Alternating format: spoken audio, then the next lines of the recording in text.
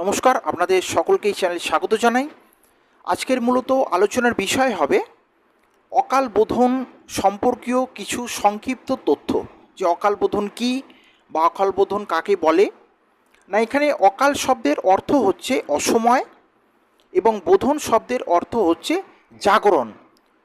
অর্থাৎ এখানে অকাল বোধন সম্পর্কীয় আমরা দুর্গা দেবীকেই বলছি বা দুর্গা দেবীর সম্বন্ধীয় বলা হচ্ছে। তাই আদ্যাশক্তি মহামায়া দুর্গা দেবীর নিদ্রা ভঙ্গকেই এখানে বোধন বলা হচ্ছে। অর্থাৎ অসময়ে তাকে আমরা ঘুম থেকে ডেকে তুলে দিচ্ছি। তো কী এমন প্রয়োজন পড়ল যে আদ্যাশক্তি মহামায়া দুর্গা দেবীকে আমরা ঘুমন্ত অবস্থায় থেকে ডেকে তুলে দিচ্ছি? তো আপনারা সকলেই জানেন যে আমাদের 6টি ঋতু বা 6টি কাল, এই শরৎকালে দুর্গাদেবীর আমরা আরাধনা করি বলে তাই একে শারদীয়া দুর্গা উৎসব বলছি।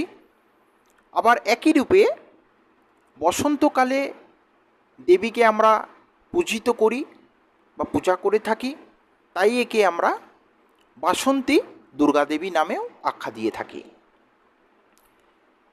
তো আপনারা দুটি শব্দ অনেকেই শুনেছেন বা জানেন, দক্ষিণায়ন বা উত্তরায়ণ। এই দক্ষিণায়ন বা উত্তরায়ণটা কী জিনিস সংক্ষিপ্তভাবে একটুখানি বলে দিই আপনাদেরকে।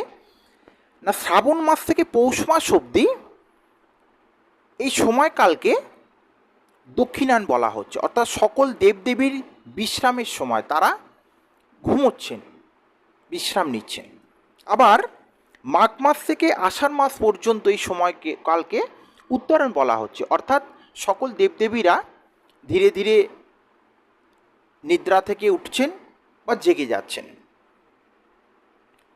তো যারা আমাদেরকে প্রোটেকশান দেয়, আমাদের মতন সাধারণ মানুষদেরকে যারা প্রোটেকশান দেয়, আমরা দিনরাত যাদের জব করে থাকি রক্ষা পাওয়ার জন্য, তাদেরকে আমরা যে প্রসন্ন করে থাকি, তো সেই দেবদেবীরাই যখন বিশ্রাম নিচ্ছেন,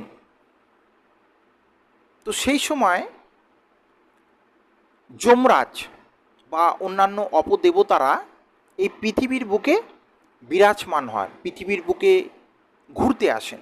এবং এই সময়ই মূলত আপনারা সকলেই অবগত, দেখবেন এই দুর্গাপুজোর আশেপাশের সময় প্রত্যেক বছর দেখবেন কোথাও না কোথাও বন্যা হচ্ছে অথবা খরা হয়, মানুষের নানান দিক থেকে প্রাণহানি হচ্ছে, নানানভাবে